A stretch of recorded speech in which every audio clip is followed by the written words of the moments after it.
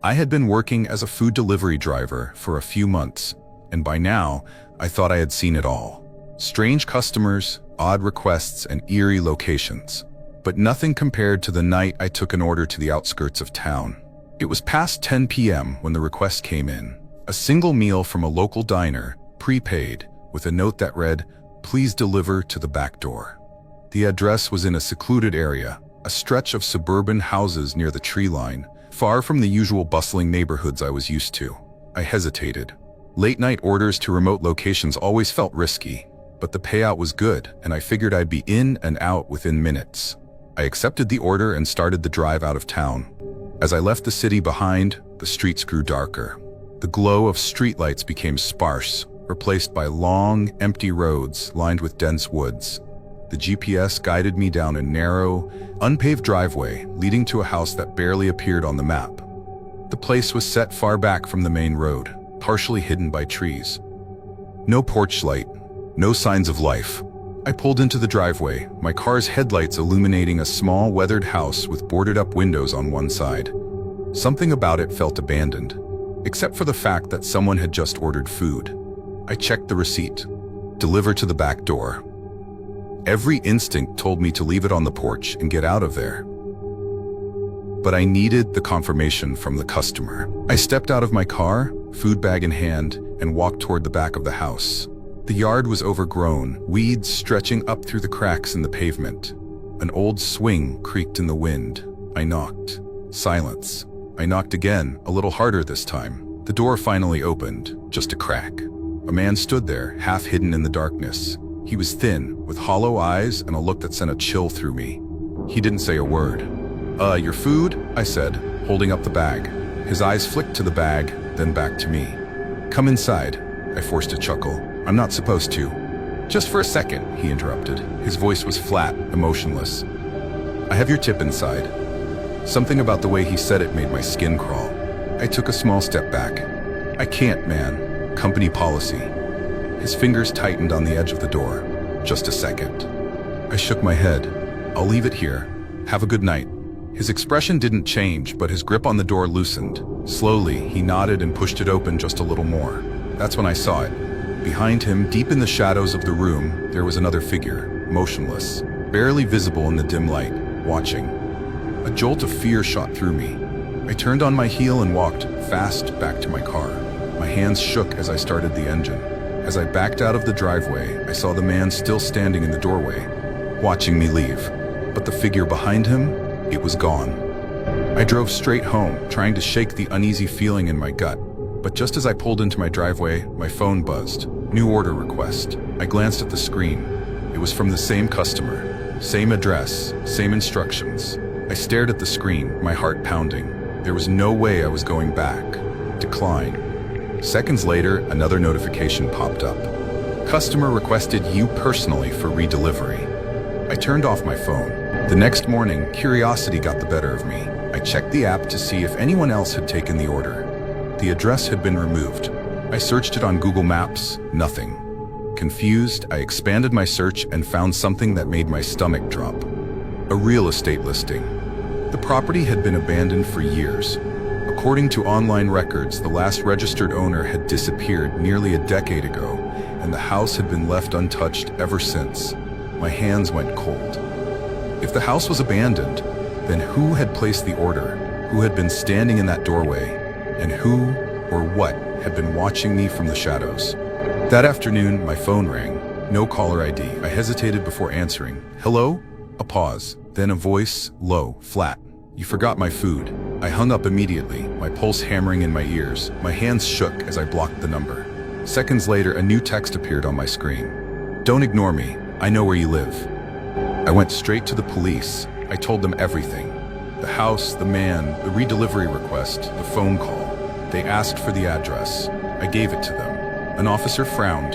"That area's been abandoned for years. There's no house there." "That's impossible," I argued. "I was just there last night." They said they'd check it out, but I never heard back from them. I tried to move on, and for a while it seemed like nothing would come of it.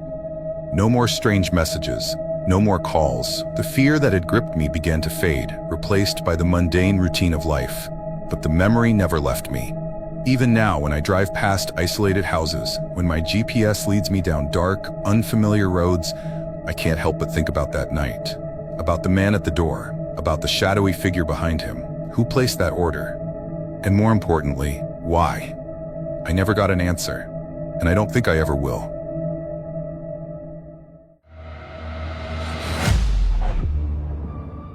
I had been working as a food delivery driver for almost a year, and by now I had seen it all. Rude customers, strange requests, neighborhoods that made me nervous. But nothing compared to what happened on that night. It was a chilly autumn evening in 2023, and I was nearing the end of my shift. My car smelled like a mix of different takeout orders, and I was looking forward to heading home. Then a new order popped up on my screen. A single meal, prepaid, no contact requested. The address was in a part of town I usually avoided, an old apartment complex with a reputation for being run down and poorly maintained. I hesitated. It was late and I was tired, but the payout was decent, and I figured one last delivery wouldn't hurt. The apartment complex looked even worse in person. The building was old, with flickering lights in the hallway and an unsettling silence.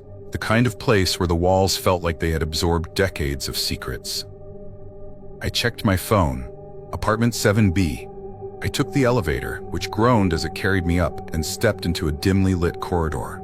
Most of the apartment doors were closed except for one at the far end that was slightly ajar.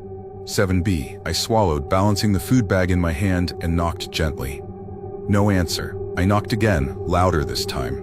The door creaked open slightly.